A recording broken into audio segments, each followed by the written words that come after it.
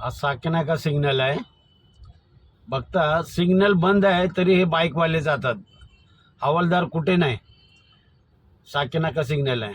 काय आहे म्हणजे रूल रेग्युलेशन ट्रॅफिक वगैरे काय आहे का नाही.